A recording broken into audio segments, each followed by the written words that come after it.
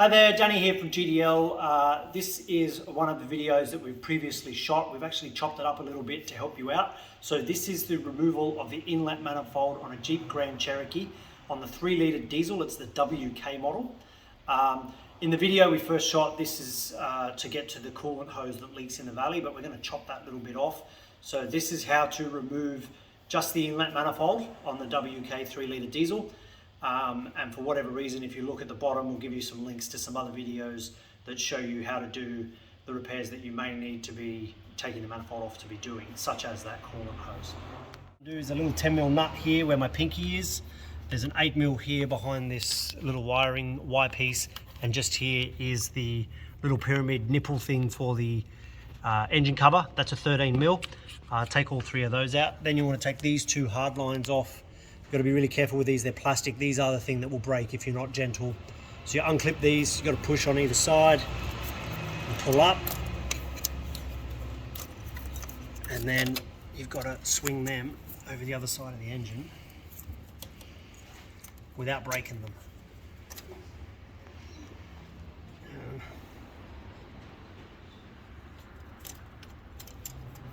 And there's a clip here that they click into. You can get it out of that without breaking it. There we go. And then just this one to this fuel rail. Same thing, pinch the two sides if you can. And there you go. Alright, so they're off. And you just need them out of the way. You don't need them totally off the car.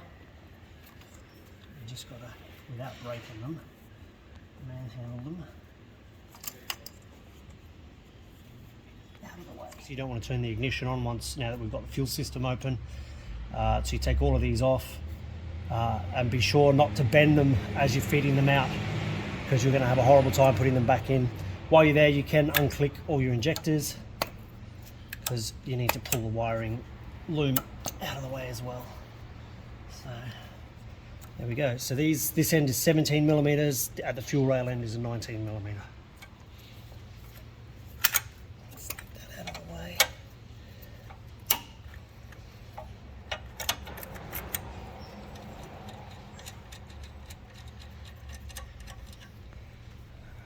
The other end, 19mm.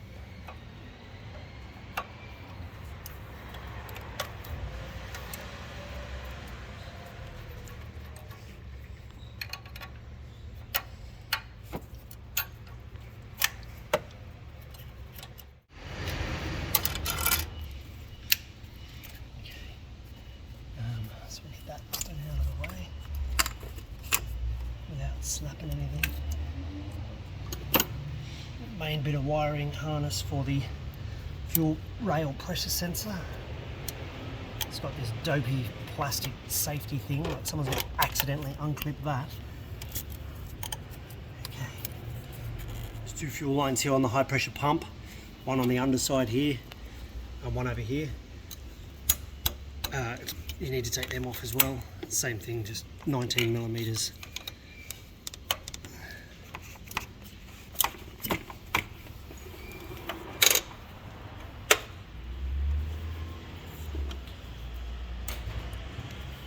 Ooh, that is tight.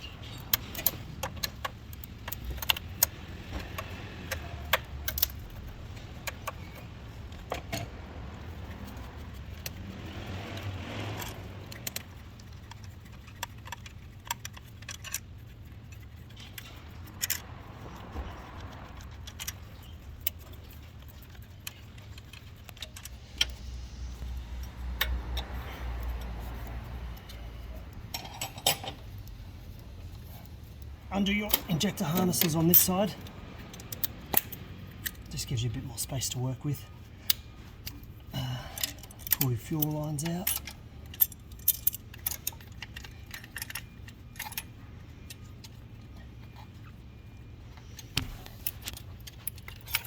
Alright.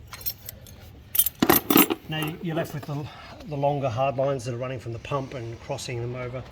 You've got to take them off as well. So you've got two 10mm and an 8mm. There's one back here is an 8mm. Just here. Undo that. A 10mm here on the front of the valve cover, and then a 10mm here on the top of the throttle body. pull the 3 of them off, and then you'll be able to get the hard lines off.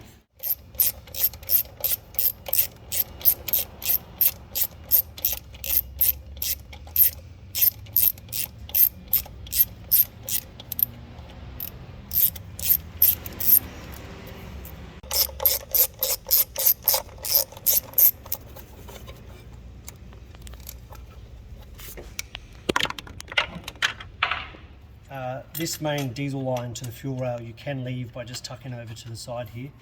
However, this vacuum line here, there's a little solenoid here that runs over to the back of the EGR. You need to pull that vacuum line off. This solenoid needs to come out, so it's easiest. It's one of those little brittle plastic things that you never plan on breaking, but break all the time.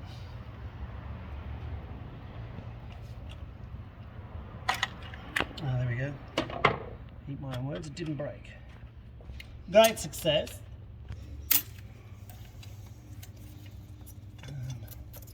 So yeah, just pull that vacuum hose out of the way as well. And then you've got this solenoid, a couple of little 7mm. The only 7mm you need for the whole job are just for this little solenoid, a couple of little 7mm bolts rather.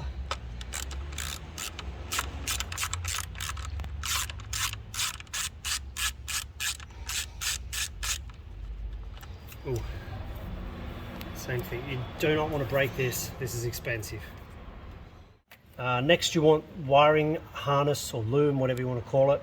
You take it off from this side, this side being the passenger side, and you flick it over and it just sits up out of the way over on the driver's side. So you don't need to disconnect everything on the driver's side, but you do need to undo everything over here on the passenger side to allow the harness to flick over. So we'll get underway with that.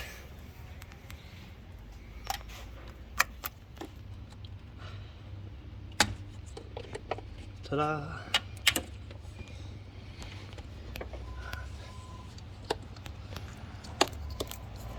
So I need the tool right in there. So that's all that. Oh, and there's the air compressor. So this hard bit of plastic here, you just pull on it a bit. They're just sitting on the bolts for the valve cover. So just gently feed this.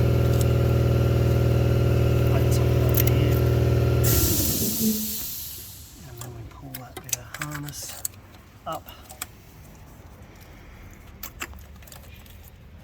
and then the next problem is glow plugs. So your glow plugs are these, but they're easiest to grab with a pair of long nose pliers. Let's see if it'll come now. Probably not. Now you want to take this flexi hose off. That's the intake hose for the turbo. There's a big hose clamp. Usually the clamp is right on the back there. It's not much fun. I think from memory it's an 8mm. If you can get a small quarter drive ratchet on that, that'll help you get that off. Then you can get to, there's a little plug down here on the back of the turbo. You can't see it, way down deep in there. And then there's this one here, something on the floor. This is for the turbo control module thingy. It's a technical term. So you need to unplug this, there's a top and a bottom, and a jiggle, jiggle, jiggle. And this one here, on the side of the turbo, has another one of these yellow clips on it.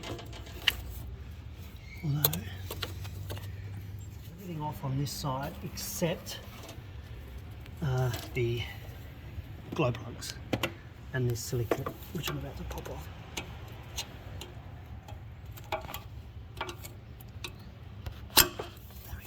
I'm going to try and leave that connected because I don't think I have to take it off. I think it's got enough length. We'll find out. So now we need long nose pliers.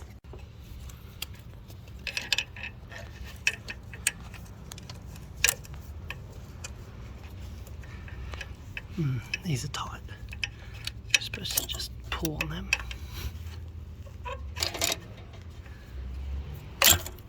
There we go, that's all it is. Pull up, not sideways. Don't let things go down the turbo, it's a bad idea. That one was easy.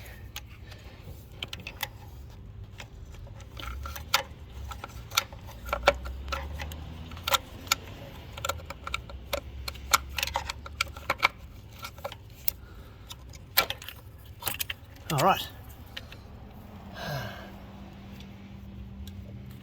So that's everything except for this throttle body plug, which last time I did this I had to take the throttle body off first, which does have to come off anyway, but we should be able to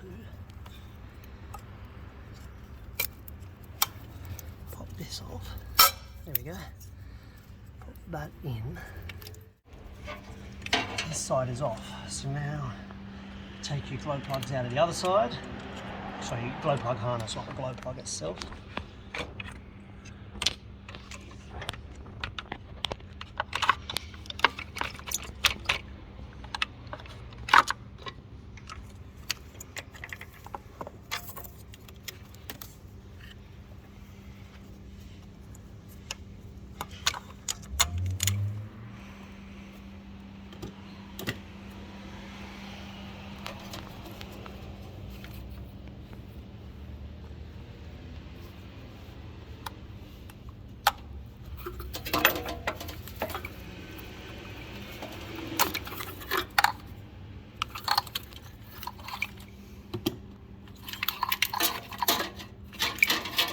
And that is about as much space as you'll need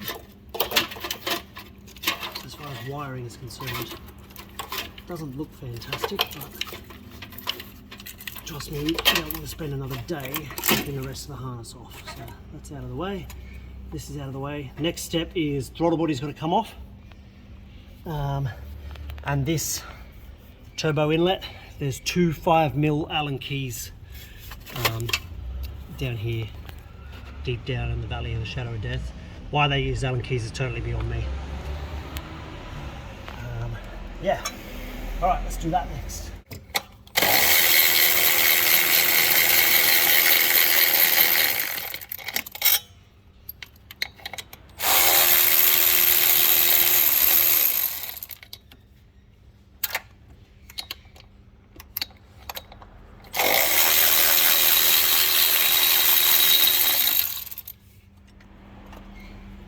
This never ever comes out easily.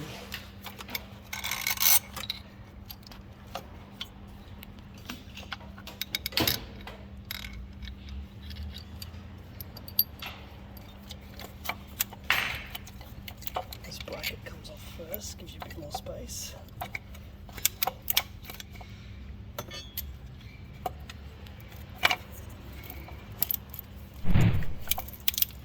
Main problem is that bit of room there.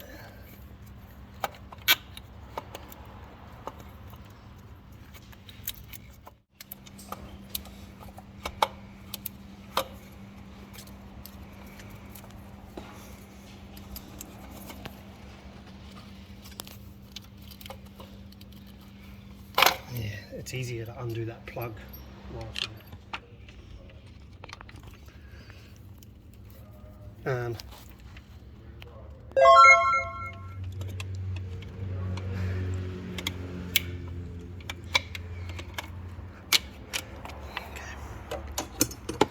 You got to unplug this sensor on the bottom of the throttle body while the throttle body is down in there. When you get to that job, it'll make sense, but once it's unplugged, it comes out. When you stick your little 5mm Allen key in this turbo intake, there's two of them, not in the turbo intake, on the Allen key bolts, just give them a tap with a hammer. Make sure you're in there properly, because if you round them, your day is over.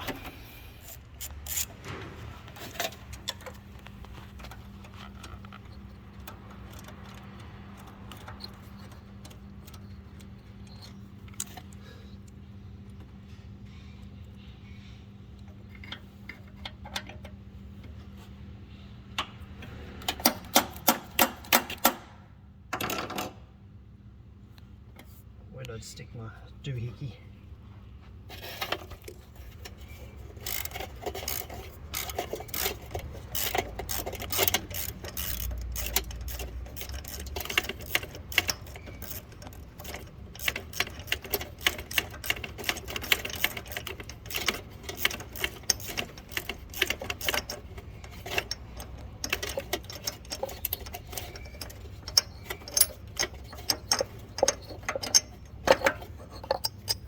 There you go.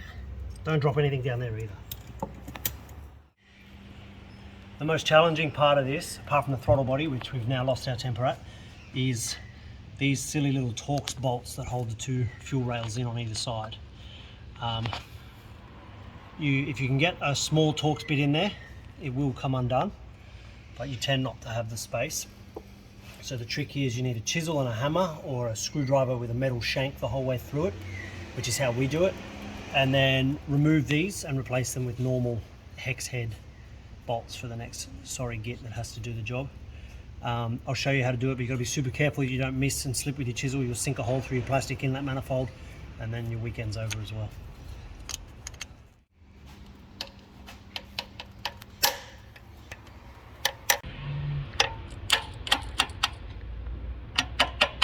So there's one. Once you crack it, you can just undo it by hand.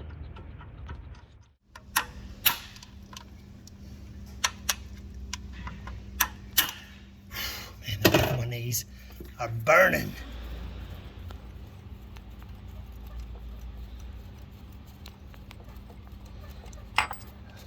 Alright, I've left that rail plugged in, so just tuck that out of the way. Lovely! Now you've got, I think it's 8 mils all the way around, and your manifold the top half of this manifold comes up.